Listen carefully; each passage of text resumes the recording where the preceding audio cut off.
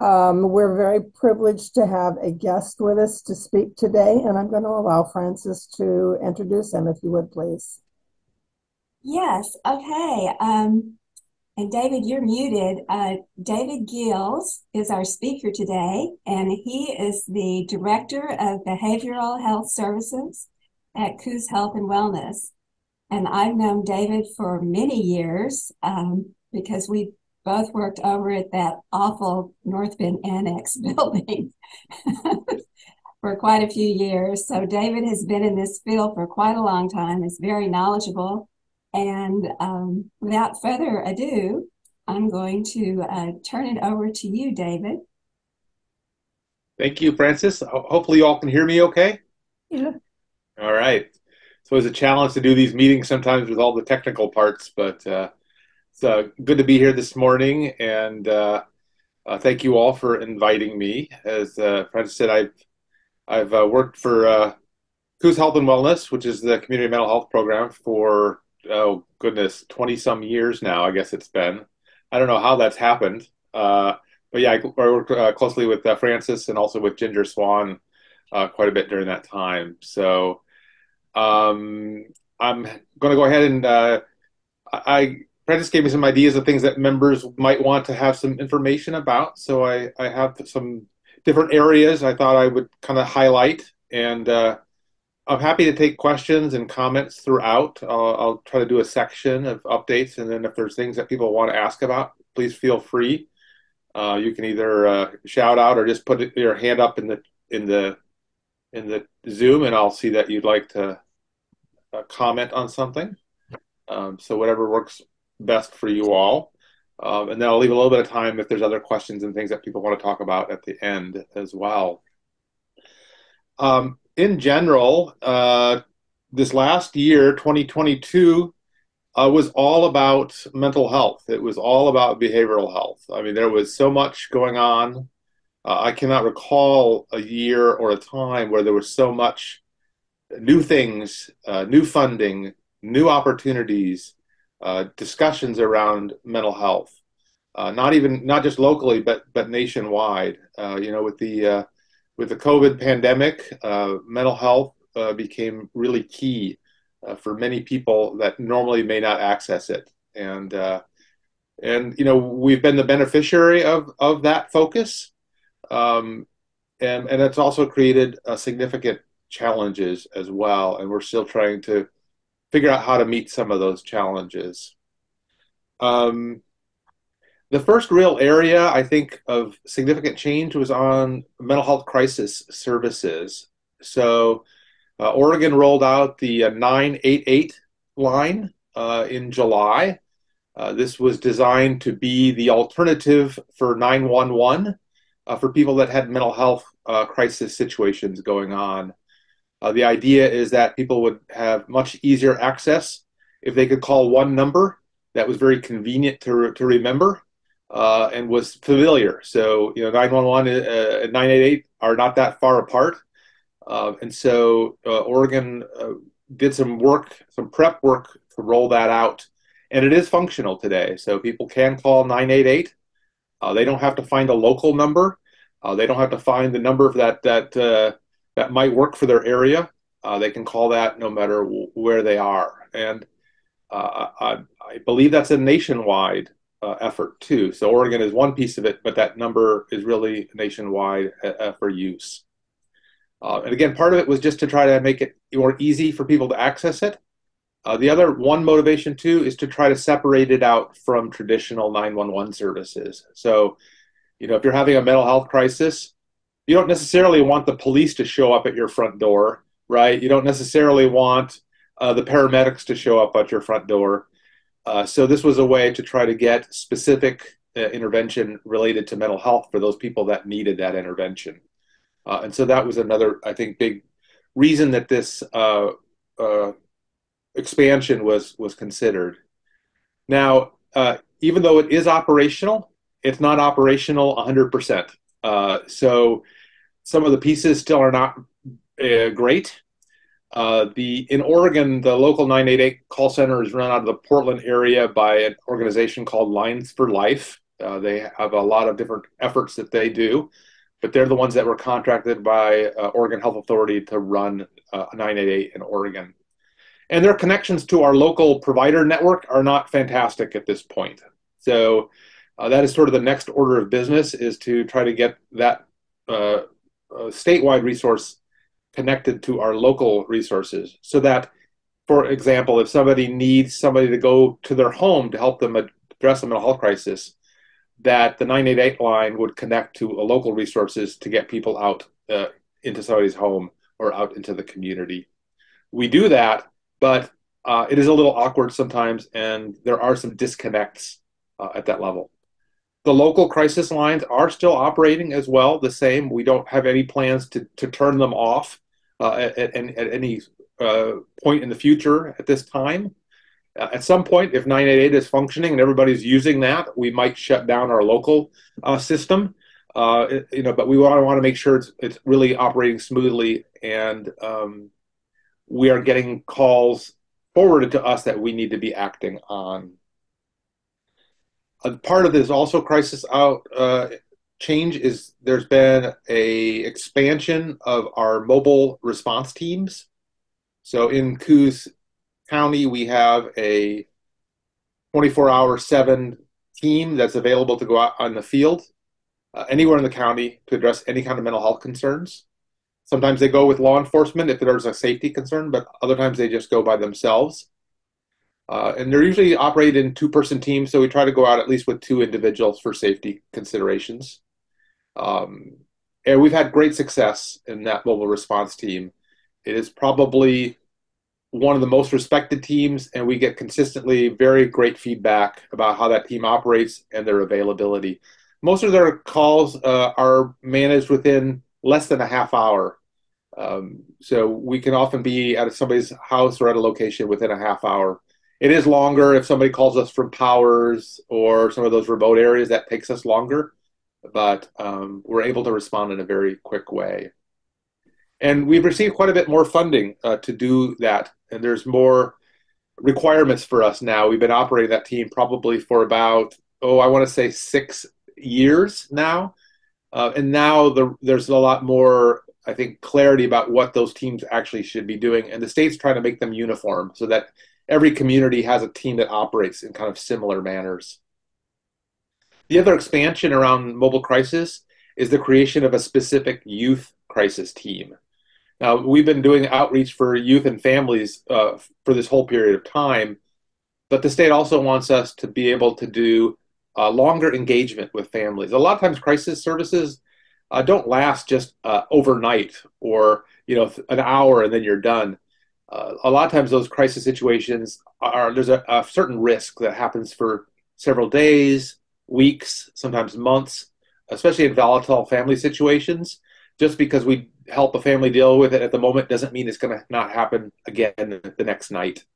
So the Kids Crisis Response Team is supposed to provide services for that period of about up to 2 months after a crisis. So we'll go in, we'll meet with the family and the youth, we'll provide supportive services, and then we'll continue to follow up with them as they need over the next up to 2 month period. Sometimes it might be connecting them with services, getting them connected with therapy or psychiatry, case management, other things.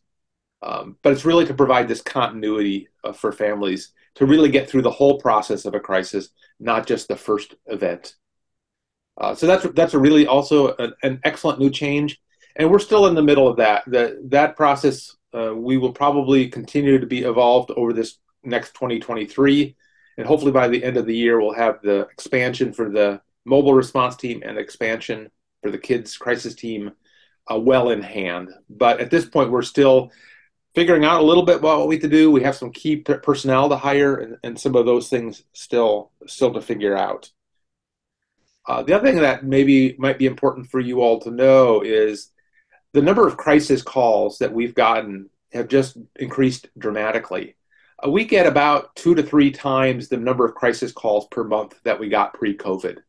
The volume of crisis calls has just been sort of off the charts. And we had thought that maybe with the pandemic slowing down and hopefully coming here to an end or closer to an end, we thought it might be better. But actually, the use of our crisis line has continued to be high, if not higher, in the last. We had the all-time high use of our crisis line just in January. So I think what we're seeing is the need for mental health crisis services is going to continue for quite some time. And that's both for adults and for youth as well. So what we thought was maybe just a transient kind of occurrence seems to be maybe potentially more of a permanent change. And some of you may know youth in particular have not done well during this last few years. And now that they're back in school, some of their not wellness is very visible and has caused a lot of need for intervention at that point.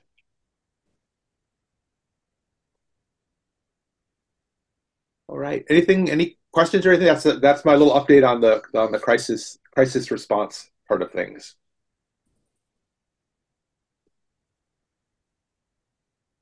Abigail, did you have a question? Yes. Do you work with the schools directly when those kinds of issues arise at school, or is it only with the families? We do. We're very active in the schools, Abigail. There are two ways that can happen. One is which sometimes we get our mobile crisis team get contacted, and then they'll go out directly to help with the schools. But we also have therapists stationed at most of the schools. We have 3 therapists in the Bandon schools, 3 in the Coos Bay schools, and 3 in the North Bend schools. And we also have a presence out in Powers as well. And so those therapists often are asked to respond to things that are occurring in the schools. But if it's after hours or sometimes we need more than one person involved, then we'll also call the crisis team as well to come in and assist. A lot of the crisis calls that we're getting, we do get a fair number of kids that are suicidal or at risk in some ways. But we're also getting a lot of calls where youth are making kill lists or they're aggressive in schools.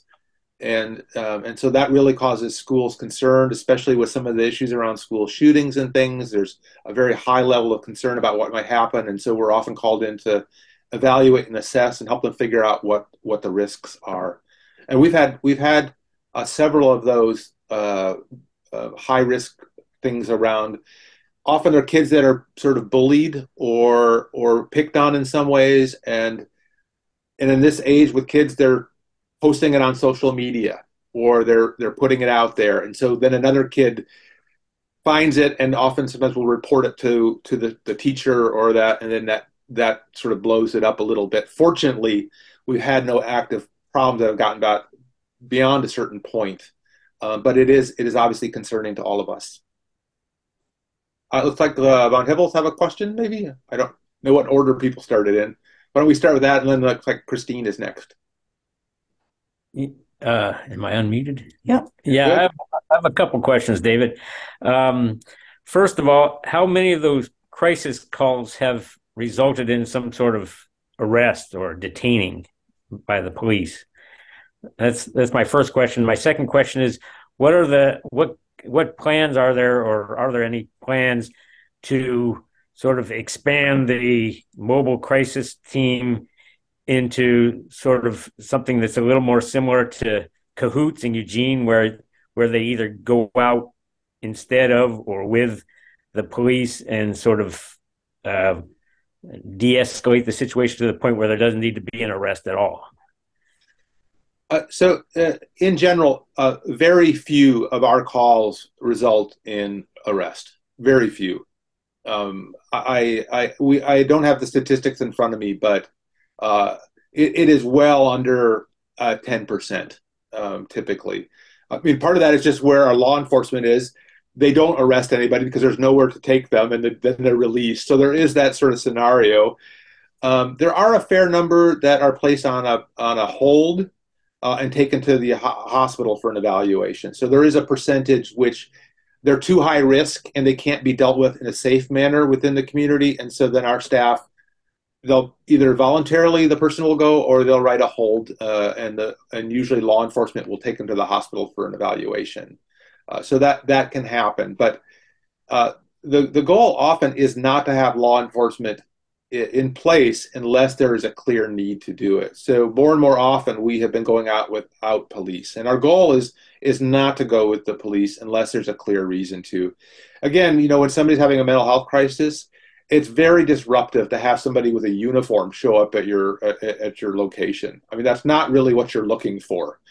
And so, there are situations, though, especially where there's a risk of violence or there's a known history that would cause concern. And sometimes law enforcement will contact us because they're already encountering a situation, and they'll want the mental health expertise to help guide them in terms of how to address that. So largely, we are operating many times like Cahoots does. Now, Cahoots has a little bit different structure than we do.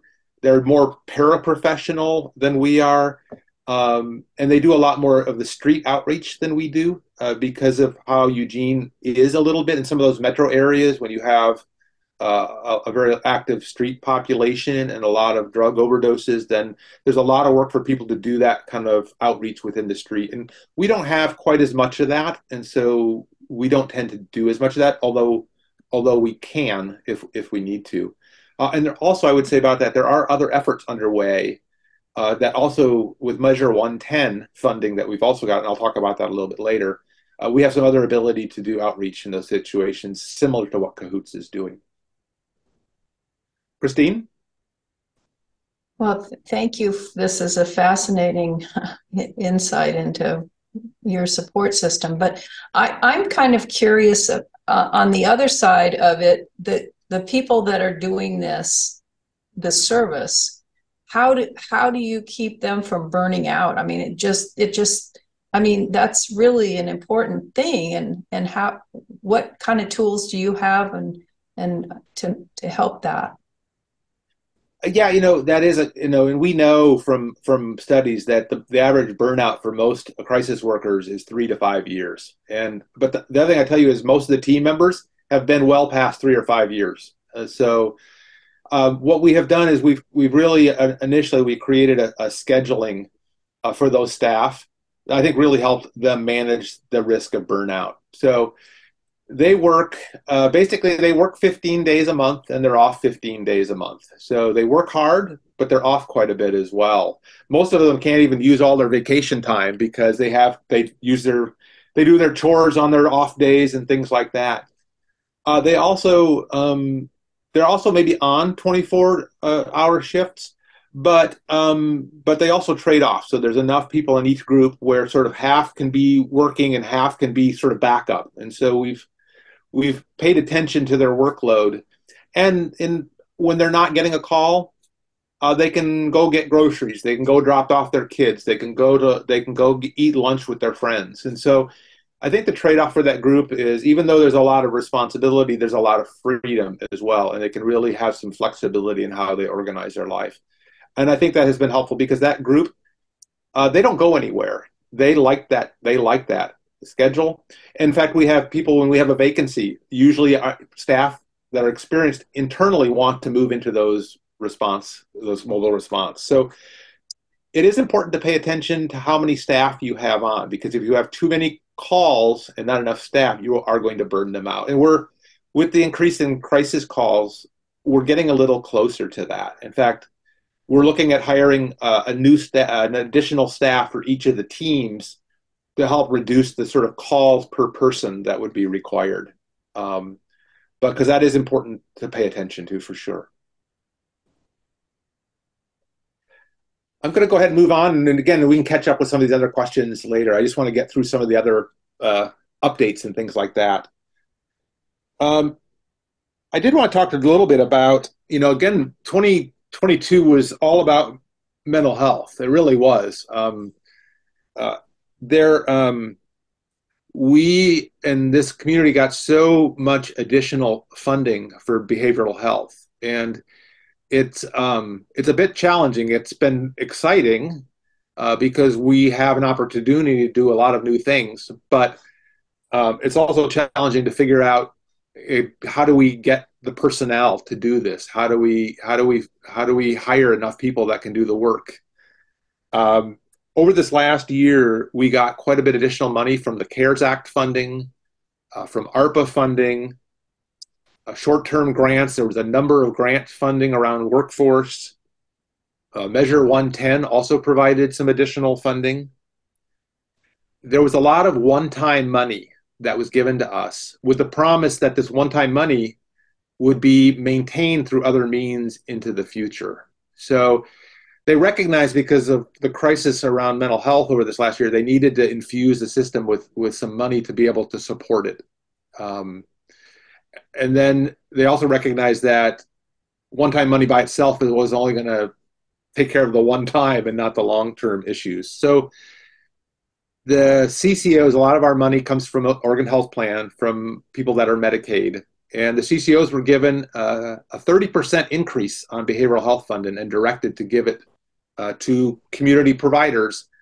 And so us and other organizations that do mental health will get roughly a 30% increase in money over what we've gotten year to year. So that allows a lot of new things to happen.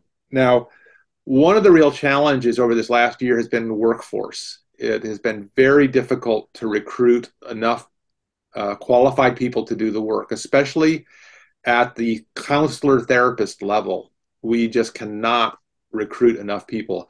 At one point in my organization, we had 14 vacancies, and that's out of a staff of about 50 to 60 clinicians. So we had between 20 and 25% vacancy rate in our clinicians. It is really hard to operate at that level of missing staff. With the increased programming that we were having, we were also trying to have to hire new staff in addition to the vacancy rate we were having. And so us and other organizations just did a tremendous amount of work to try to recruit. We were giving huge sign-on bonuses, relocation bonuses, anything we could do to try to get people to work for us. And we were also trying not to just get people from Oregon, because then we were just shooting our fellow competitors and organizations in the foot by stealing their staff away. So there was a concerted effort to try to get people from stealing from other states who maybe were not as generous in how they handled mental health. And they were also trying to change some of the standards a little bit. I don't know, dumbing down is the correct real word to look at it, but it was trying to get people to work at the maximum ability that they could work, and then also build up the workforce from the ground up. And so that has really been the effort here, is to try to bring new clinicians and mental health people on board. And I would say we've been partially successful. We have currently only, in my organization, we only have 3 vacancies, which is not too bad. Now, I am starting new programs, and we're going to have 3 more, so that's 6 vacancies. And I think other organizations that do mental health are in a similar position. Wages have gone way up. We did a salary increase in mid-year for the counselor therapist levels, and already that wage increase is not sufficient for the wage growth since. I think overall what we're seeing is the mental health salaries are going to look much more in line with salaries related to the medical fields. And if you look at one thing, and the nurses in particular, and my daughter's in nursing school, so you get an associate degree in nursing, and you can practice. You get out of nursing school, you are free and clear. If you passed your exam, you're a nurse. And you can make roughly $80,000 a year or more to start these days.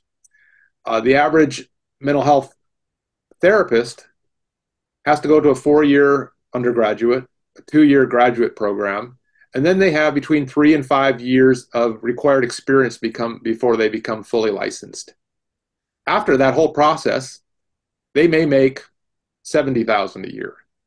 So the need to make the mental health salaries more in line with the rest of the medical profession is going to be key in sustaining its growth over time. And so we're starting to see that movement, and part of these additional dollars will raise the salaries for positions to be in line, which should hopefully drive more young people into this field as a viable option.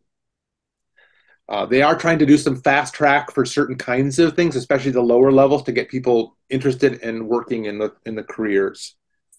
So So I think we're on a good path, but we won't see, I think, clear results yet for several years before we really start to make up for some of the workforce issues. Um, and you all may know this, may be just kind of interesting. Medicare finally will accept licensed professional counselors and licensed marriage and family therapists starting in 2024. So even people with Medicare will have expanded access to mental health benefits. Previously, they were only able to see licensed clinical social workers, which is only a small fraction of the professional workforce. So we've even seen some changes in Medicare. Even though the rate structure for Medicare is very poor still around behavioral health, we should start to see better access for those people with disabilities and older adults with Medicare. There are still some things to work out. What we're also seeing is that because of how the rates and payment structures are, we do see people moving out of the public mental health system into private practice more and more. And that's a trend that I'm trying to advocate that we need some solution. The basic problem is if I can make the same money working with somebody that is fairly easy and shows up for appointments, why would I do that over somebody that's very difficult, challenging, and may be hard to track down?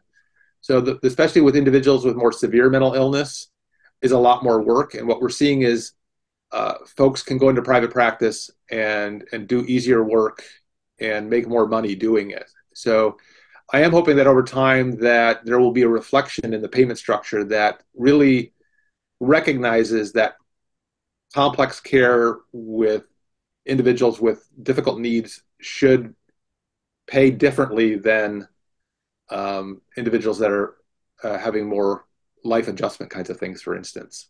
So that's a little bit about the current funding situation and some of the issues around workforce. So if there's any questions, I would take any questions around that area.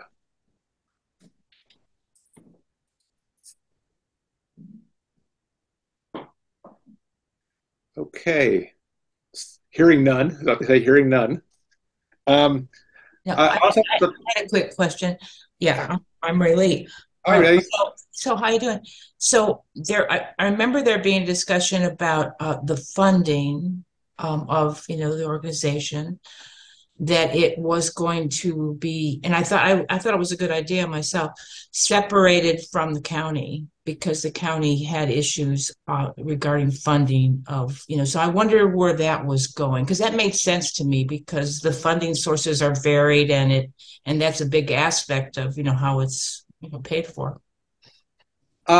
It's currently in discussion, Rayleigh, and Ginger probably would laugh at this discussion because this is a discussion we've had on and off for a number of years about whether the mental health system should sort of be spun off from the county. And I would say it is still the case that probably about half the counties, maybe a little bit more, operate out of nonprofit organizations, and then the other half of the community mental health programs are still under the county auspices. And there are pluses and minuses to both. And really, honestly, that's an agreement that would happen at the county level with the county commissioners. They would have to approve that. And we have approached them, and there was a work group to have a discussion about the pros and cons of Coos Health and Wellness in particular moving to a nonprofit and from underneath the county system. And obviously, nonprofits have benefits in terms of being able to do fundraising and some grants and some of those availabilities. They also have more freedom of movement generally in how their personnel policies look and how they operate. Whether that will happen or not, I can't say what the agreement is with the county commissioners. If you're interested, I would recommend you talk to one of the commissioners or find a forum to ask those questions directly to them. I am more of a bystander in that process. Right, as you have to be. Okay. As I have to be, yes. I thought I'd talk a little bit about Oregon State Hospital and give you guys a little bit of information about that. Some of you may know some of that, some not. I mean, traditionally, the Oregon State Hospital has been the highest level of care in Oregon. Typically, individuals that are amongst the most ill, those that have been hospitalized and are under a civil commitment, historically have been transferred to the state hospital and other state resources if they needed longer term care. Um, there's a process called civil commitment whereby somebody sort of loses their ability to direct their own care, and the state directs care until that person is able to operate safely. And often those individuals are either danger to themselves, danger to others, or really operating in a way that's very unsafe for them personally or to our society as a whole. It has been several years at this point that the Oregon State Hospital is not taking hardly anybody under a civil commitment statute. They are completely full with individuals that are under legal requirements. And so right now the state hospital is taking, most of who they take now are people that are called under aid and assist provisions. So individuals that are arrested and are looking at being charged with a crime, if they appear not to be able to aid and assist in their own defense, thereby they can't help work with their attorney to figure out what the best strategy are, the courts can recommend that they go to the state hospital to be restored to the point where they can participate in their own legal defense. And this has been a provision in the law for as far back as I am aware, but it has really become very highly utilized throughout the whole state. So pretty much most communities are sending a significant number of individuals to the state hospital because of their desire to restore them to their ability to be competent for trial or to legal proceeding. So what we have a situation is the state hospital is basically taking these mandated patients, they're required to, and they're not taking individuals that are there for other reasons. And this has created a significant stress in the system. The state got sued because people were waiting in jail to go to the state hospital for their restoration services. And sometimes they were waiting a month, 2 months, 3 months, or longer. And the state of Oregon agreed to a settlement to try to solve that problem and to get people into the state hospital more quickly. What they found out quickly is they couldn't actually pull it off, even with their best intentions. They could not get everybody to the state hospital in the time frames required. So it has really been a very dramatic series of back and forth to try to figure out ways to get people into the state hospital for the aid and assist provisions and getting them out very quickly so new people can come in and get their provisions. And it's currently being overseen by a judge in, I think, the Portland metro area. Judge Mossman has been overseeing the lawsuits and the resolution, but it has continued to be problematic and political as well. So, for instance, people that used to go to the state hospital, let's say we have somebody from our community that's running around in the streets and almost gets run over and they're very mentally ill, we would put them normally in a hospital, our local hospital, for a while. And if they don't get better, we'd look at transferring from the hospital to the state hospital. Those people now don't have a place to go other than the state hospital. They stay at our hospital for potentially months and months and months. And so I can't say it's in great shape, and I don't really see a good immediate solution to this problem. It is probably the number one thing that the Oregon Health Authority focuses on around the state hospital is how to solve the aid and assist problem. But it's causing friction on all ends. So I think in Coos County, we probably have about 10 people now at the state hospital under aid and assist provisions. And probably likely half of those will come back in the next couple of months. Some of them will be told, some of them they'll tell us, this person's ready to proceed in their criminal trial. Others, they'll say this person isn't quite ready, but if you work on them in the community, maybe you can get them to the point where they can participate.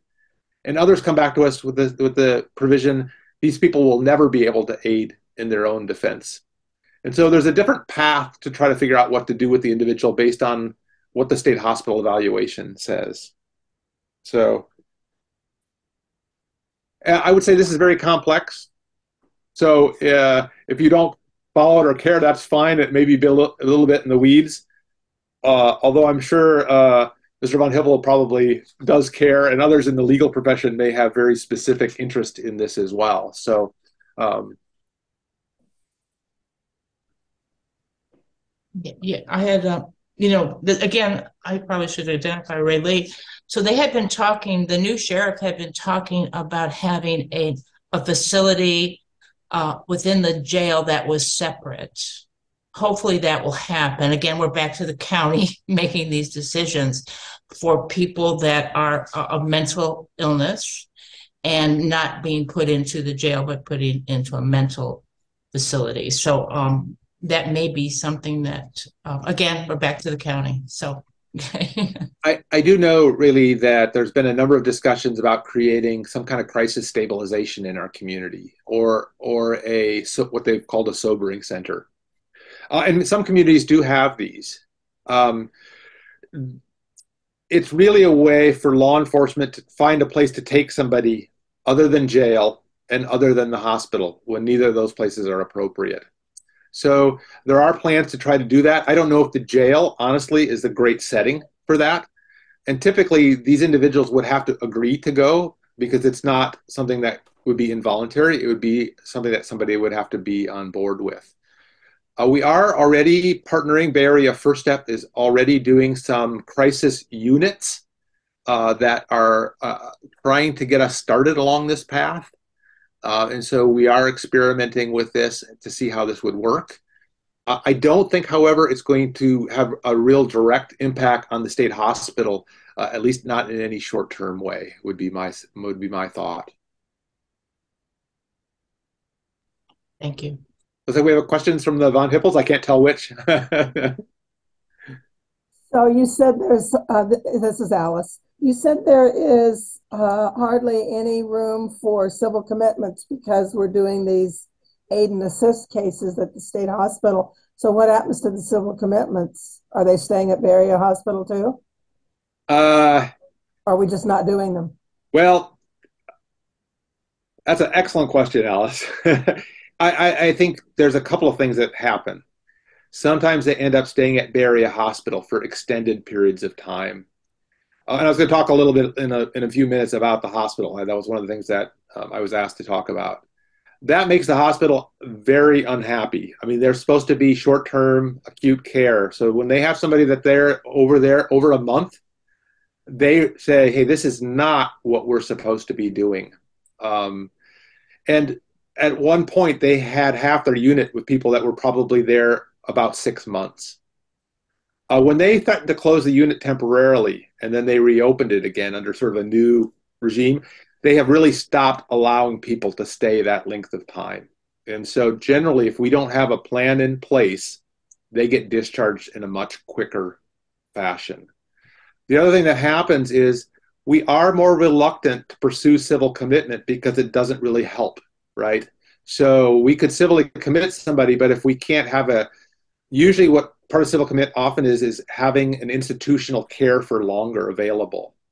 If we can't get that with civil commitment, then there's less motivation to do civil commitment. And so I think statewide, we've seen a reduction in civil commitment cases because most local organizations recognize it's not going to get us anything that would be helpful in terms of the person's care. So that is an unintended consequence of the situation we're involved in. David, I have a couple of questions. Sure. First of all, are you aware of any? I mean, I heard recently that the state hospital was, I don't know whether you want to call it like a branch of the state hospital or just sort of like the Junction City facility somewhat, but that was being built in Klamath County. And I'm wondering if you're aware of any such plans for like anywhere on the coast, and particularly the South Coast. And so that's my first question. My second question is whether on the more local level you have any, or the county level, you have any funding, or whether there's any movement afoot to create any more secured residential facilities. I can tell you that with the state hospital logjam, the state tried to put out a lot of RFPs to try to get more capacity.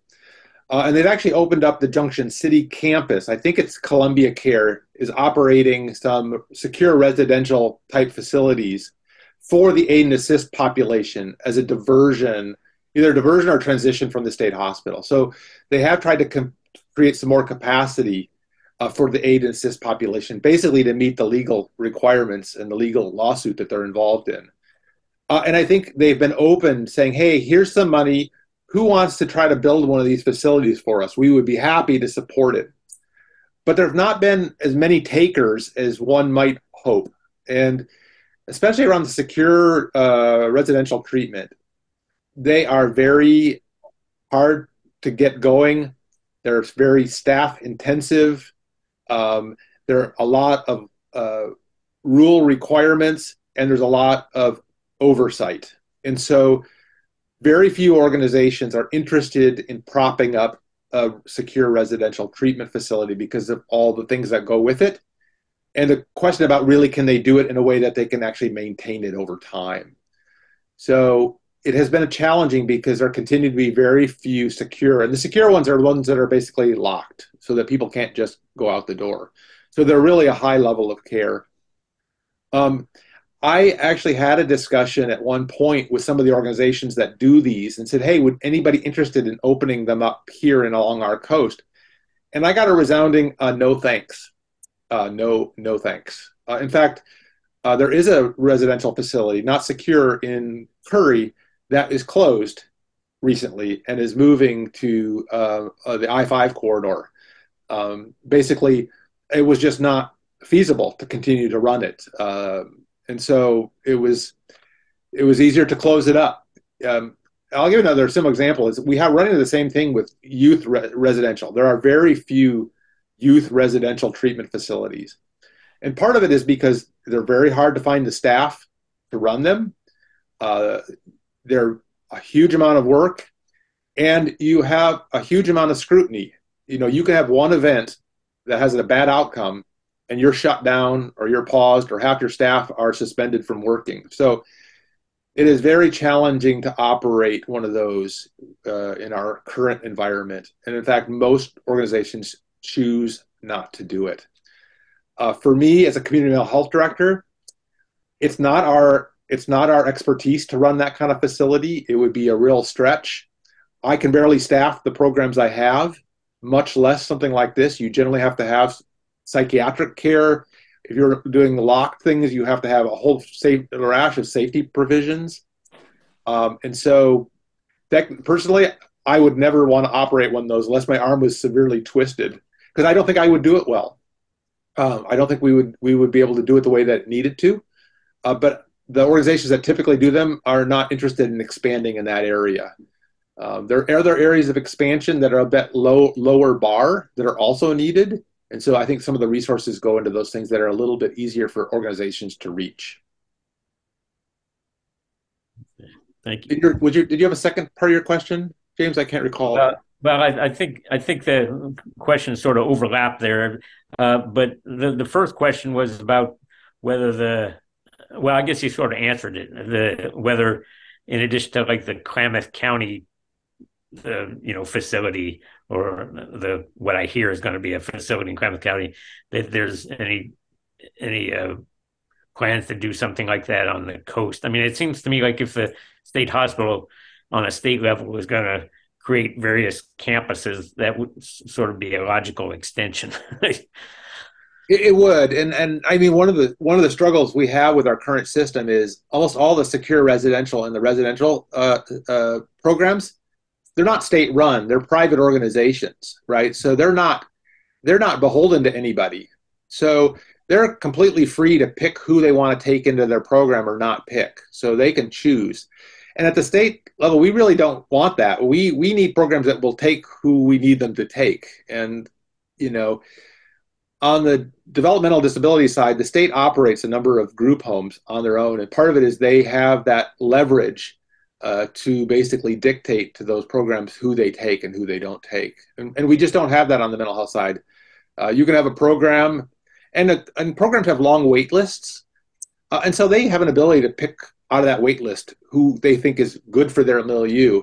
And some of the ones that are more difficult, people that have history of assaults, that have really problem behaviors, programs tend to all pass on those, right? And if I was them, why wouldn't you?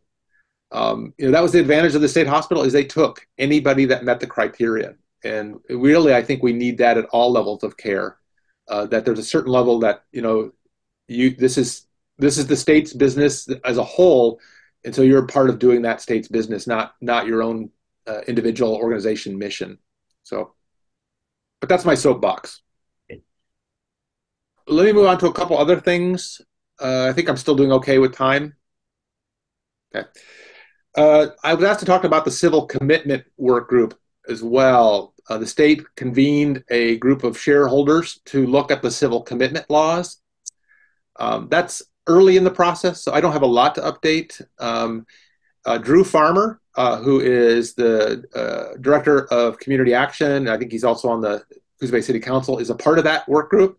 So if you do have specific questions, he would be a good resource because he's a part of that group. The civil commitment laws are ancient. They were written in a time where we had a whole different system of care around us. At the time, we had an extensive state hospital and residential system of care. And so the civil commitment laws were really tailored to the kind of care that was available at that time. The civil commitment laws do not pair up very well with our current system of care. They just do not. And there's also concern that they're so strict and so narrow. You have to be danger actively or pretty close danger to yourself, danger to others, or you have to be operating in a way that really is clearly will cause you death in a very quick way. That's kind of how rigid it is. That what happens is we end up not being able to help somebody until the car wreck has already occurred, right? So we can often see things getting bad for somebody, and we have to wait until the thing has fallen apart before we can intervene. And when we have to wait that long, the person or persons are very, very sick, very, very ill. The recovery process is much more difficult if it can occur at all. And so I can tell you for myself and my staff, it is really horrifying sometimes to watch the disaster in front of you. It's like a slow moving train wreck, and you're basically unable to intervene until it's all happened. So I do think the civil commitment group is trying to put in place some ways that we can intervene earlier in certain circumstances.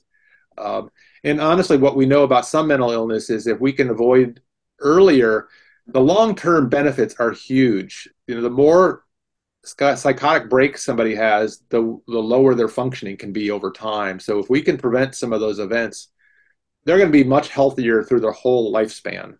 And we just don't have an ability right now to do anything about that.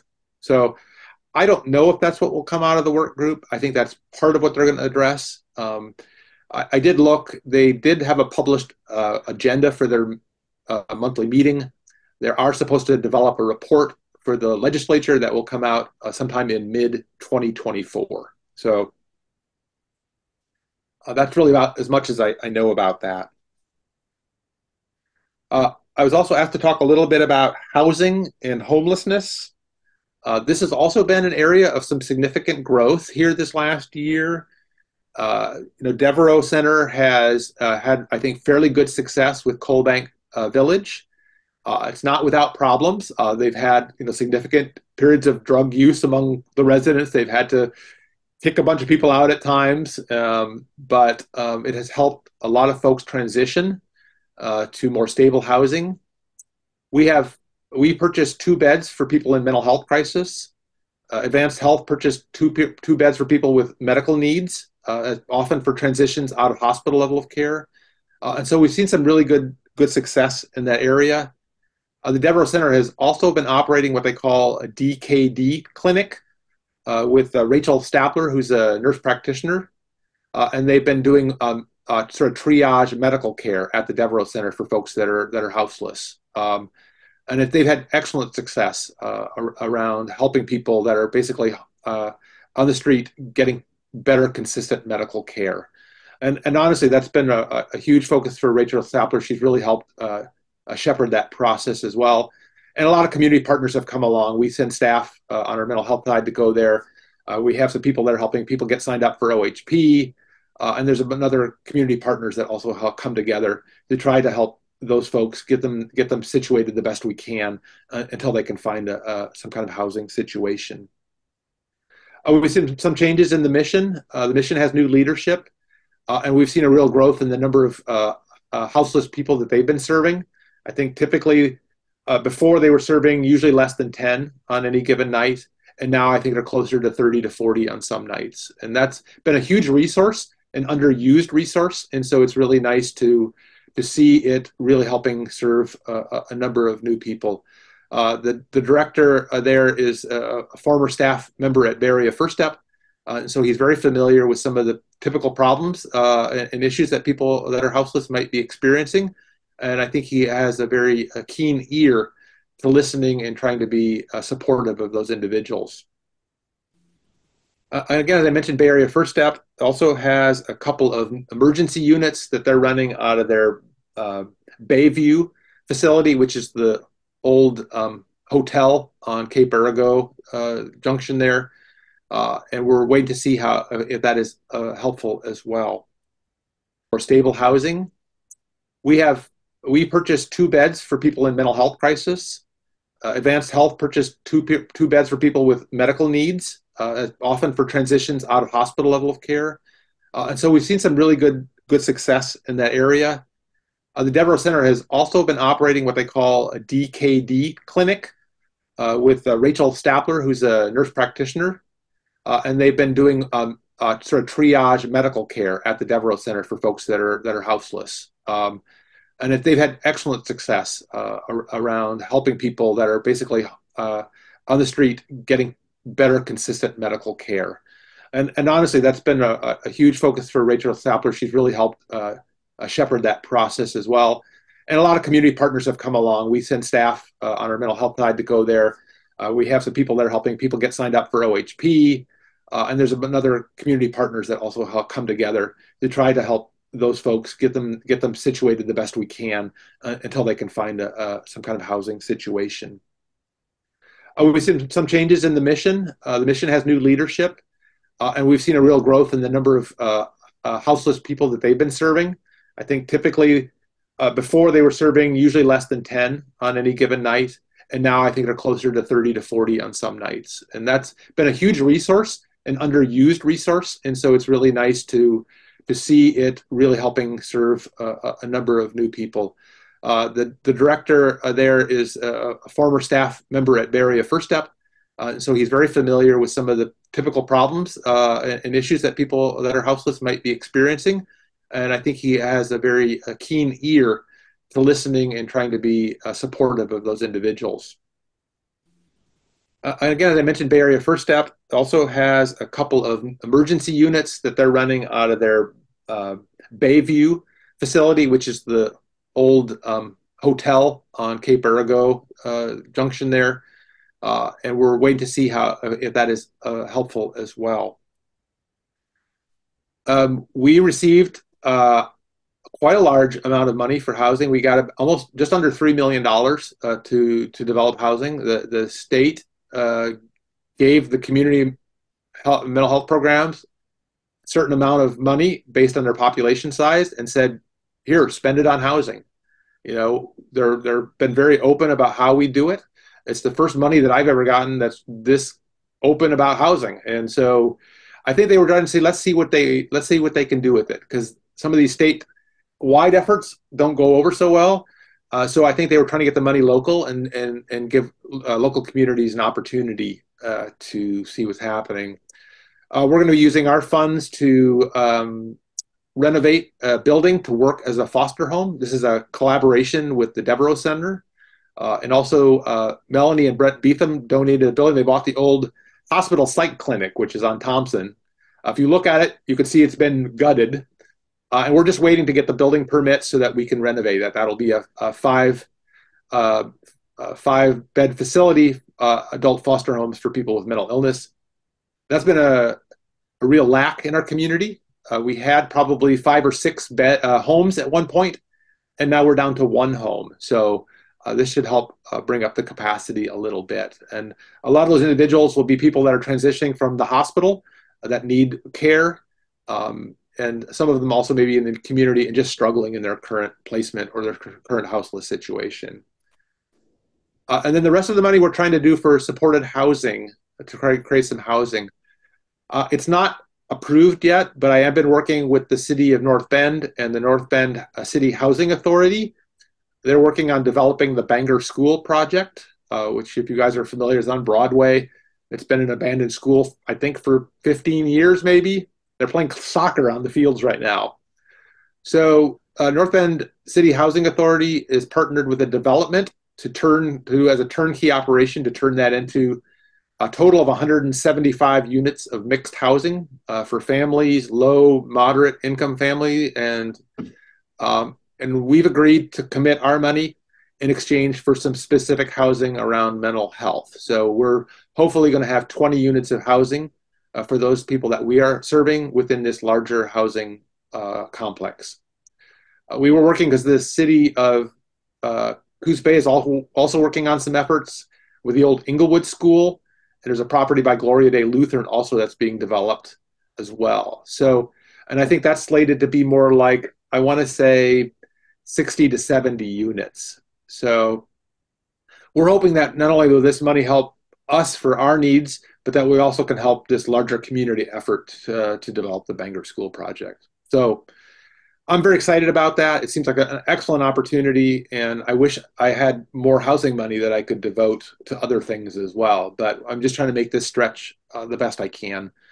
You know, with the new governor coming in, I mean, obviously one of her huge agendas is around houselessness, homelessness.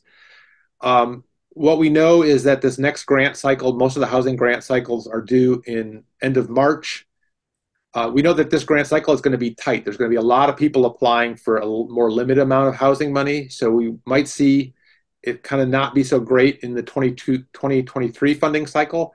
But 2024 should be a much different scenario as the governor's budget comes into play and we see more money that's going to be available for housing. And the last thing I thought maybe I just touch on too is Measure 110. If you all recall, this measure decriminalized possessions of certain amounts of drugs. And with that law came mandated funding that was supposed to support individuals with drug addictions. As it rolled out, the provisions about decriminalization happened immediately, and the money related to services and developing was delayed by a year and a half, 2 years. This did not make for great PR.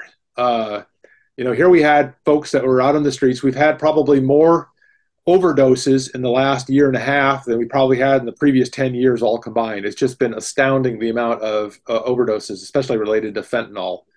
They're giving out naloxone like it's candy to help deal with some of the amount of overdoses.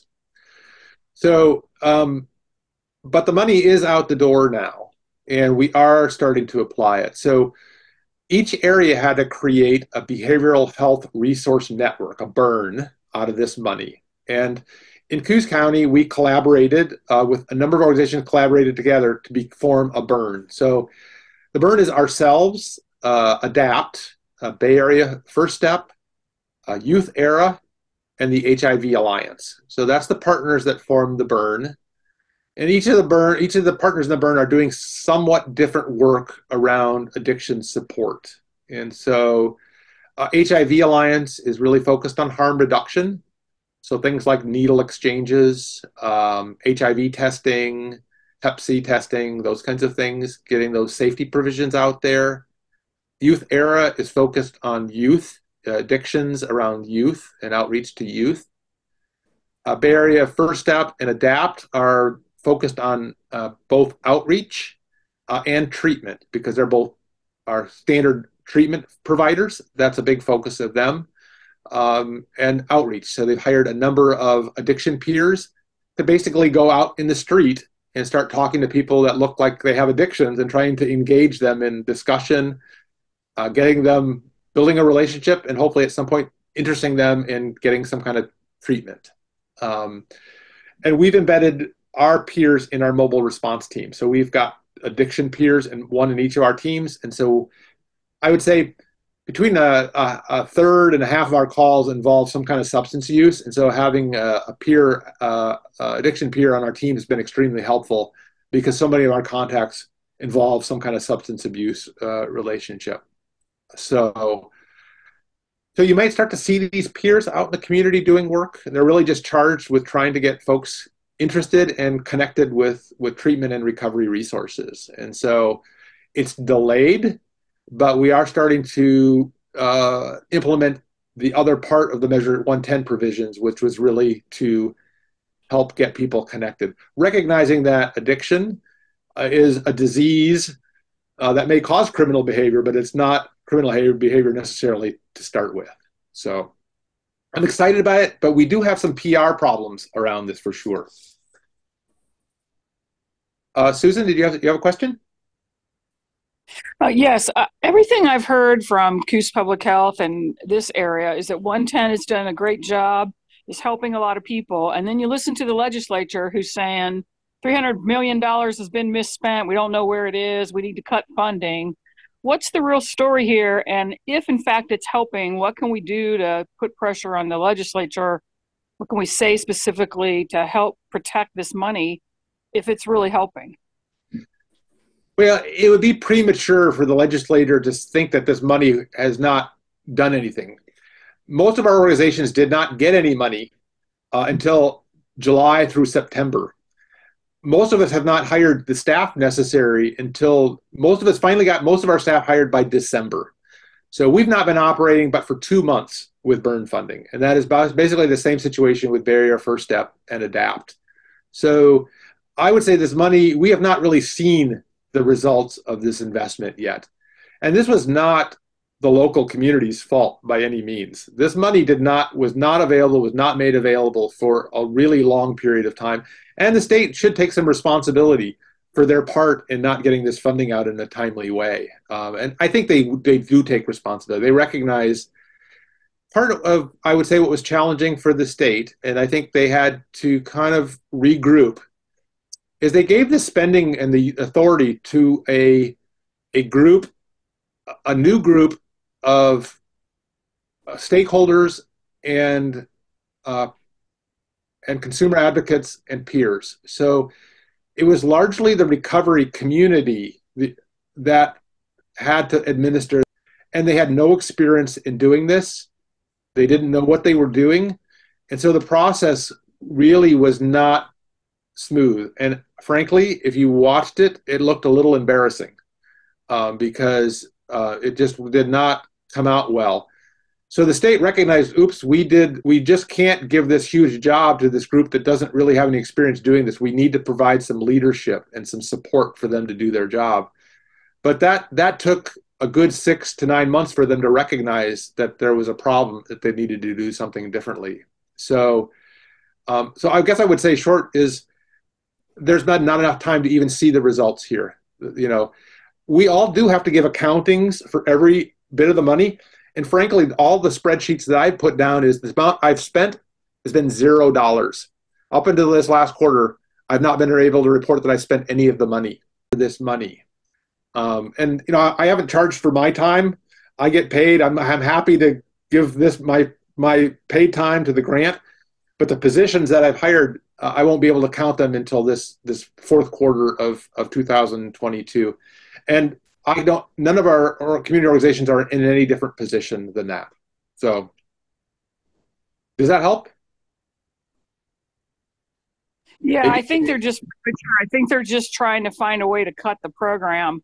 You know, we voted this in and they're already trying to change it without a voter referendum. And I just needed some specifics to discuss with our legislature. So that was helpful. Thank you. I appreciate that, Susan. And we know that the legislature sometimes has a short attention span.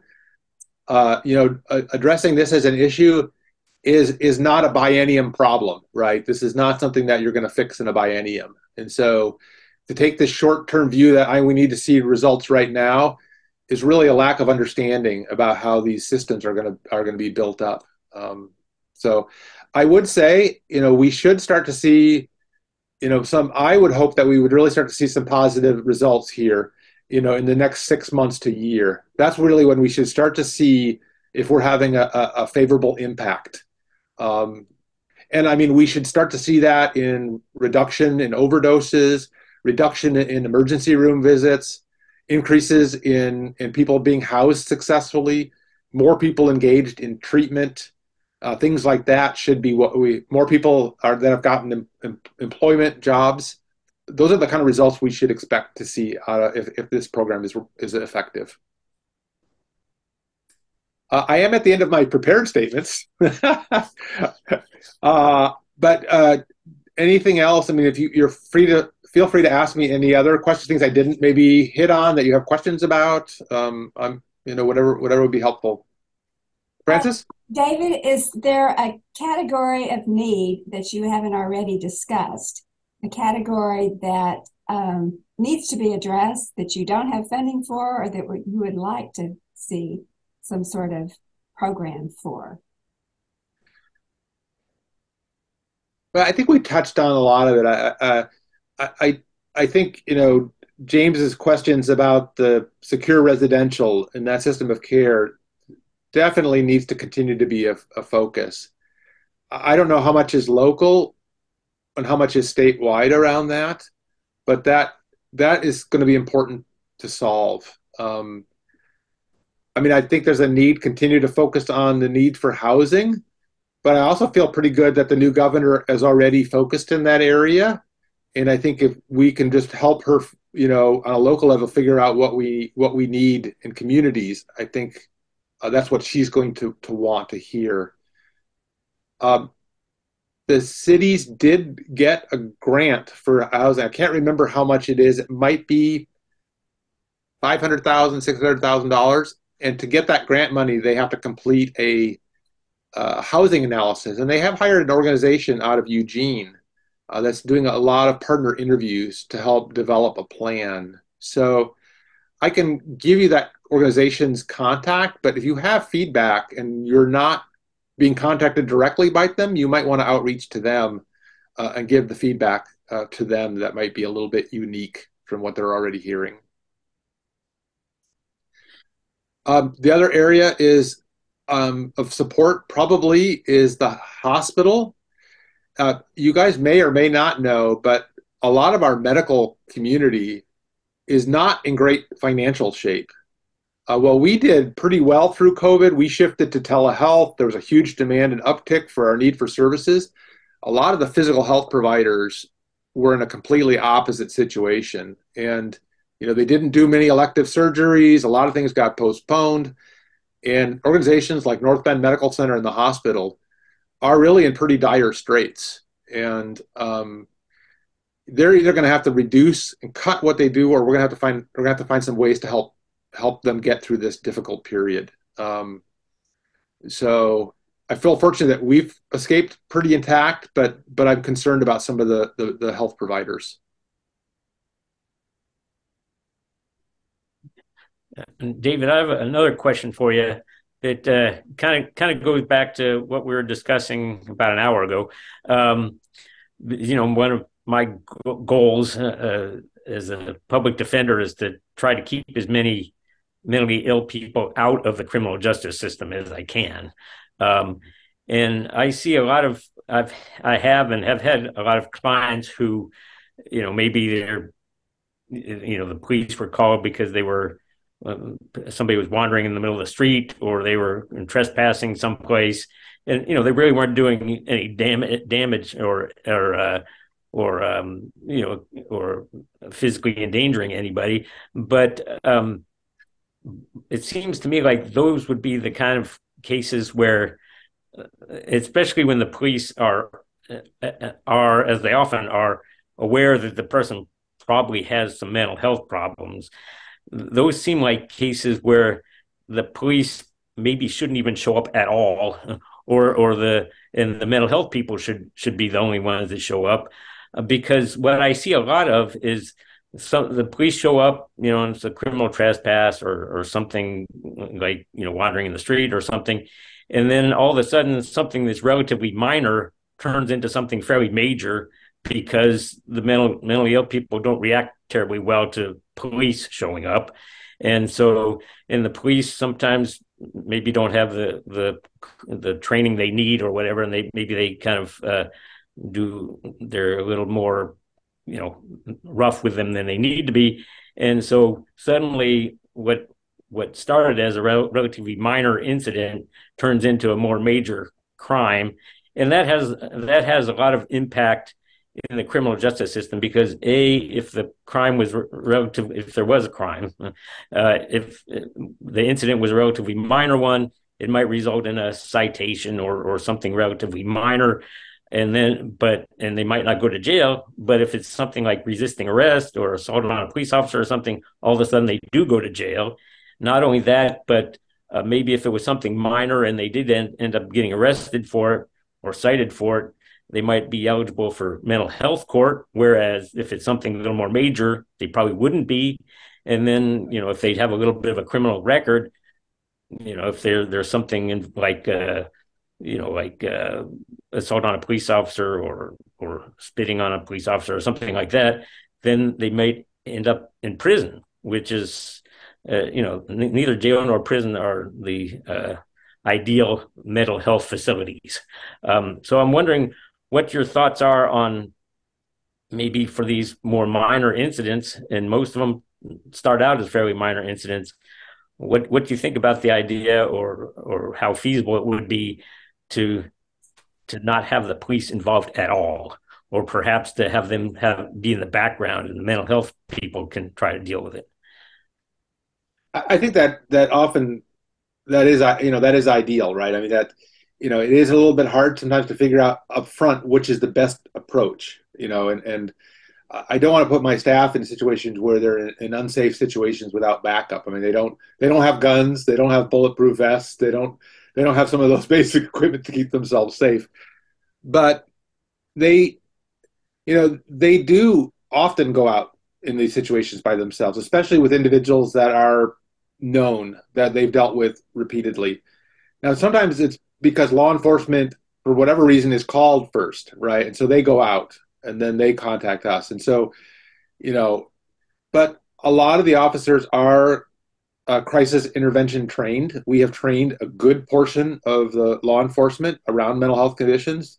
We've been doing training cohorts for, I think we're coming up on our 5th year. We'll be having another training in April to train another group of officers and law enforcement, because we also want them to have some skills to handle these situations differently than what their normal police training might suggest them to do.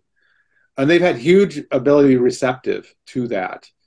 We have been meeting with law enforcement. We meet with them monthly to kind of talk about complex individuals that we might both be encountering, to review any things that didn't go very well. And that's been helpful too, to figure out a strategy. Now, over time, when 988 gets more and more use, that will cut out 911.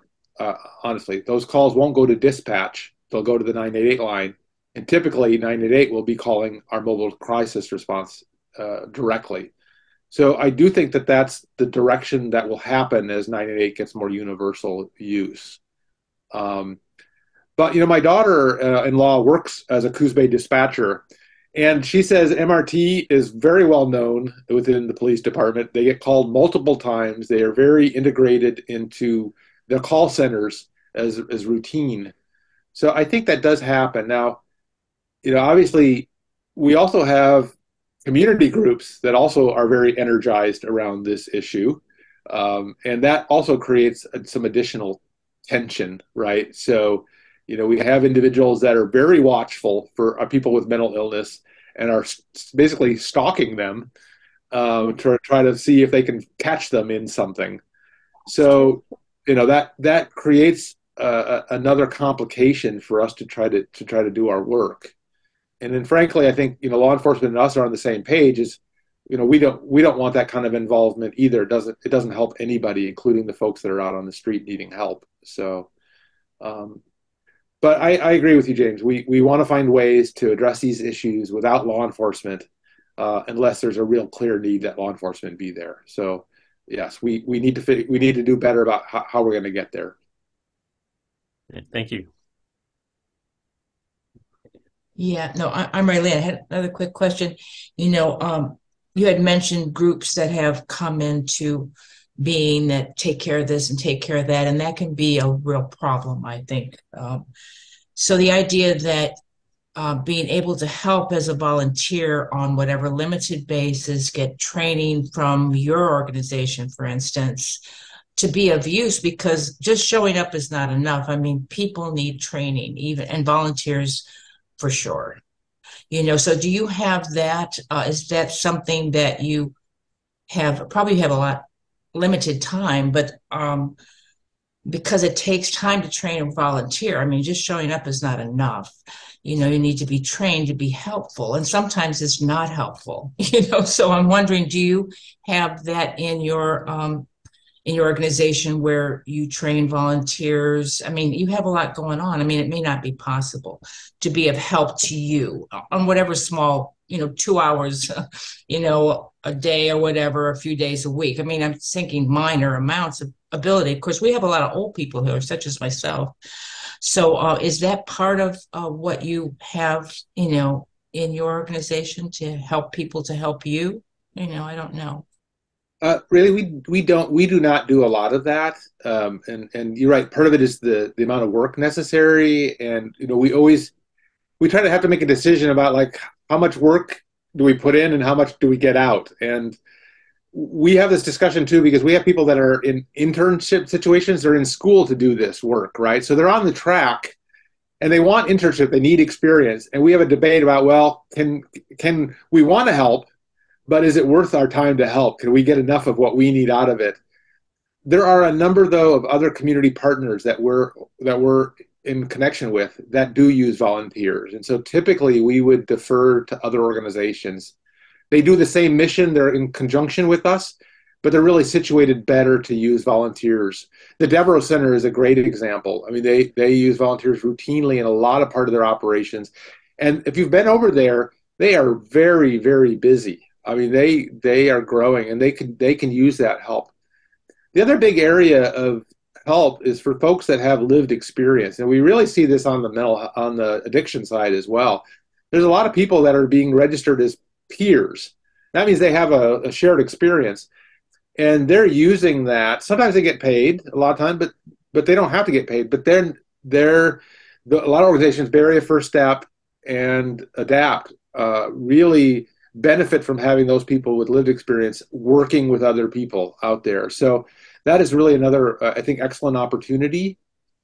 I guess the other thing is we do organize an older adult program. We have a coordinator, Lohadi Anderson is her name, and she has a lot of connections with senior older adult organizations that do use volunteers.